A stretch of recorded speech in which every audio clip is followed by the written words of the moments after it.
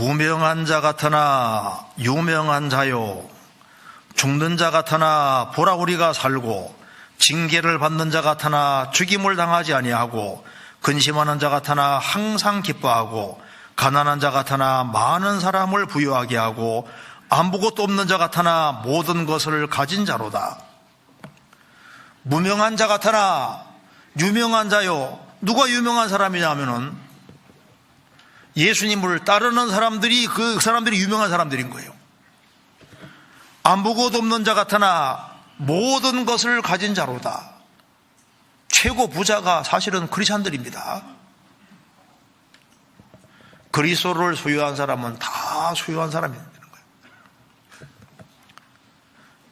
이 세상에서 누가 부자입니까? 당신이 바로 그 사람이라. 구원받은 사람이 모든 것을 가진 사람입니다. 이 세상에 교회가 많지만은 어떤 사람 생각할 겁니다. 초대교회 당시에 있었다면 얼마나 좋았을까? 바울 사도가 설교할 때 한번 들었으면 얼마나 좋았을까? 베드로 설교할 때 한번 들었으면 얼마나 좋았을까? 초대교회에 있었으면 얼마나 좋았을까? 근데 초대교회만 교회가 아니잖아요.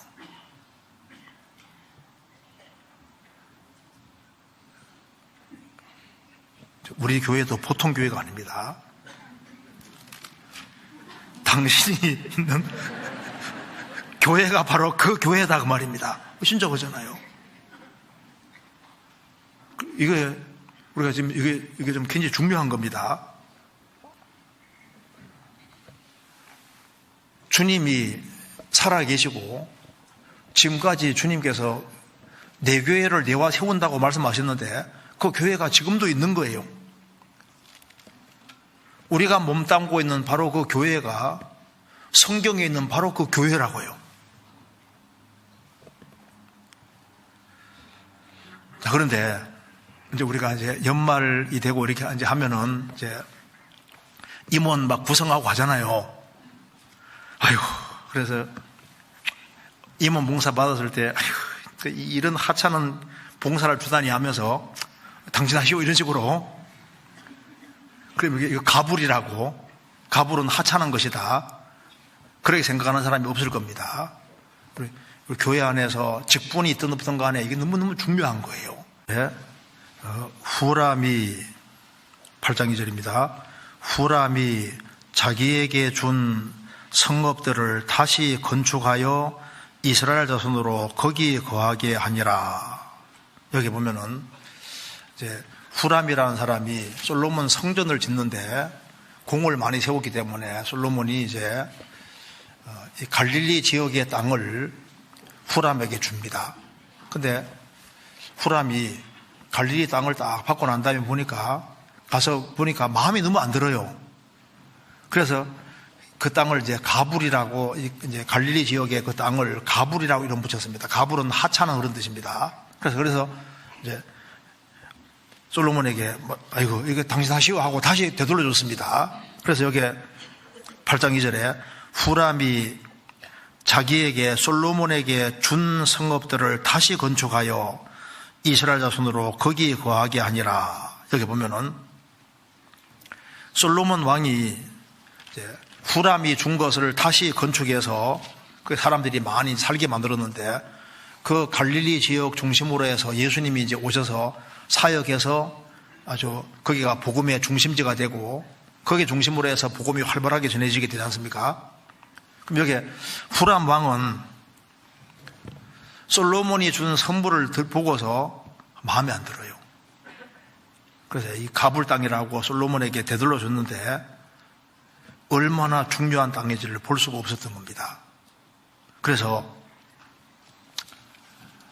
이 땅은 너무 마음에 안 든다. 그래서 솔로몬이 이제 준 땅 자체를 보니까 너무너무 눈에 하찮게 보이니까 이 가불 땅이다 하고 이제 내팽개져 버리는데, 근데 그것이 그 왕에게는 아주 큰 실수였습니다. 볼 눈이 없는 거예요. 예수님도 갈릴리 사람이에요. 갈릴리의 지역 중심으로 이제 조금만 잡으면은 거기가 예수님의 복음의 중심지가 되는데 그걸 보지 못했던 겁니다. 근데 그거 보면 이게 남의 얘기가 아니라 우리도 마찬가지입니다. 우리가 볼 수 있는 눈이 있어야 되는데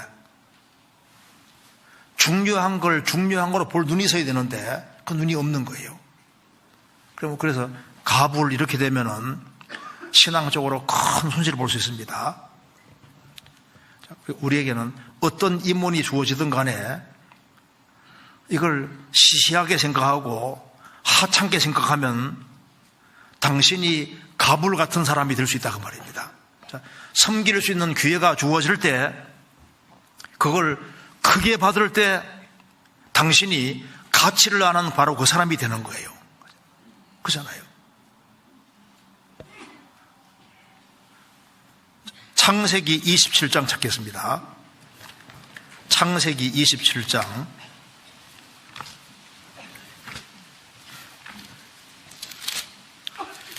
창세기 27장 39절입니다.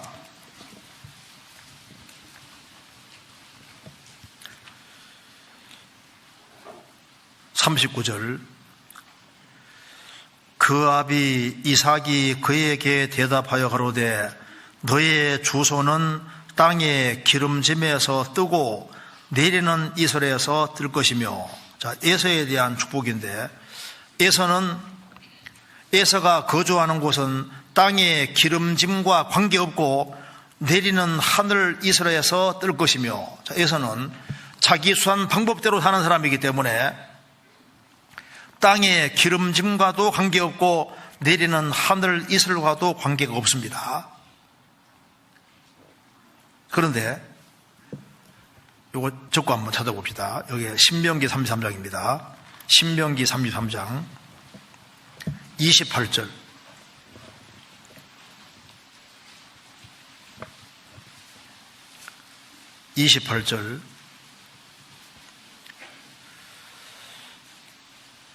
이스라엘이 안전히 거하며 야곱의 샘은 곡식과 새 포도주의 땅에 홀로 있나니 곧 그의 하늘이 이슬을 내리는 곳에로다.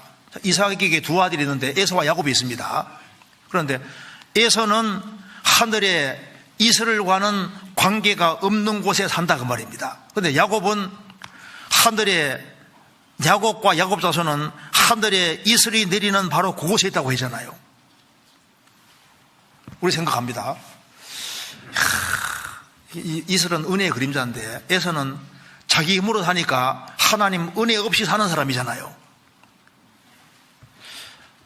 이스라엘 백성들에게 야곱 자손에게는 그 이슬이 내려오는 것처럼 하나님 은혜가 내려오는 곳인데 나도 하나님 은혜가 내려오는 곳에 있으면 얼마나 좋을까. 자식을 키우다 보면은 하나님 은혜가 절실하게 필요하다는 걸 많이 느끼게 됩니다. 우리 자녀가 하나님 은혜를 받았으면 얼마나 좋을까. 그 은혜가 내리는 곳이 대학입니까? 대학 가지 말란 말이 아닙니다. 은혜가 진짜 내리는 곳이 어디예요? 야곱과 야곱 자손에게 은혜가 내려오잖아요.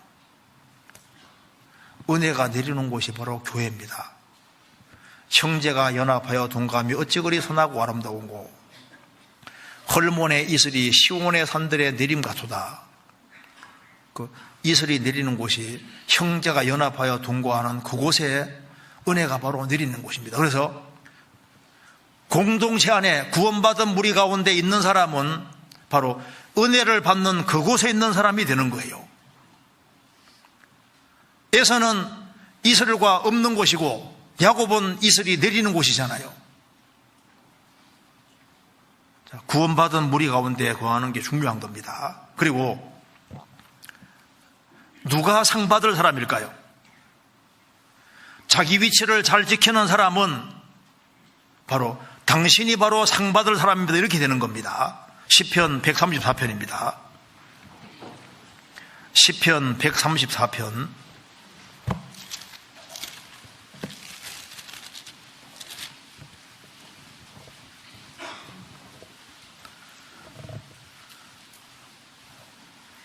1절 밤에 여호와의 집에 섰는 여호와의 모든 종들아 여호와를 송축하라. 성소를 향하여 너희 손을 들고 여호와를 송축하라. 천지를 지으신 여호와께서 시온에서 내게 복을 주실지어다. 밤에 여호와의 집에 섰는 여호와의 모든 종들아. 여호와의 집, 신약시대는 교회입니다. 여호와의 집에 버티고 서 있는 사람, 그리고 밤에도 서 있는 사람, 인생의 어두운 밤에도 자기 위치를 잘 지키고 서 있는 사람은 천지를 지으신 여호와께서 주실 복을 받을 사람인 겁니다. 바로 우리가 자기 위치를 끝까지 잘 지키고 있으면은 당신이 바로 칭찬받을 그 사람이다. 그리고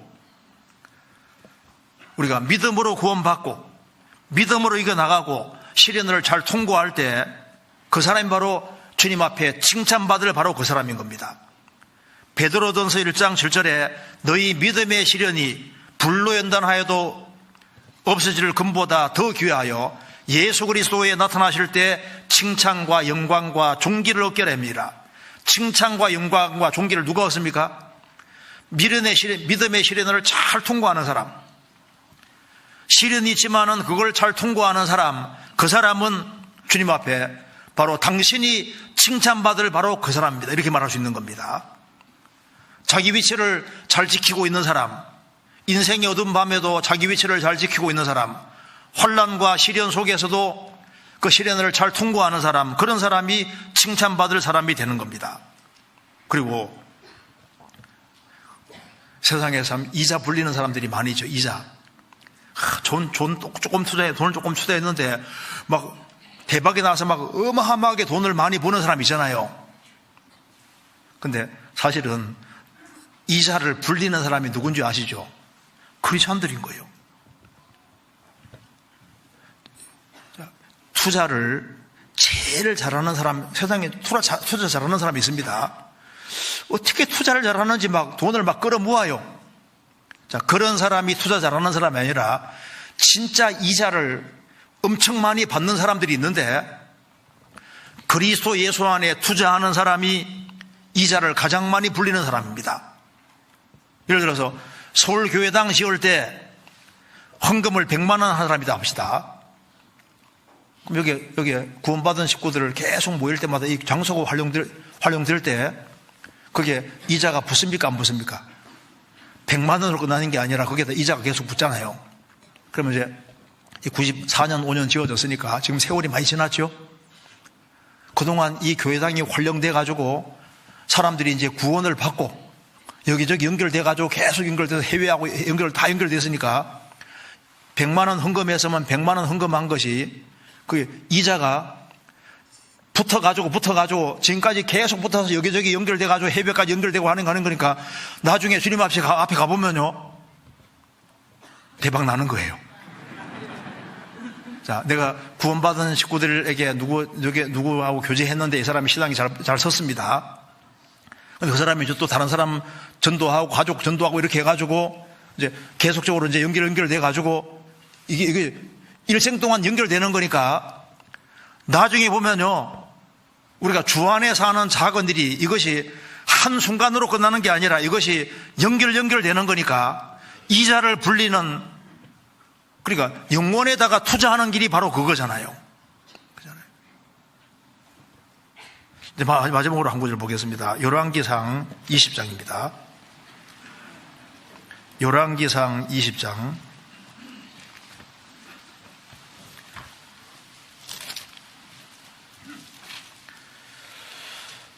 20장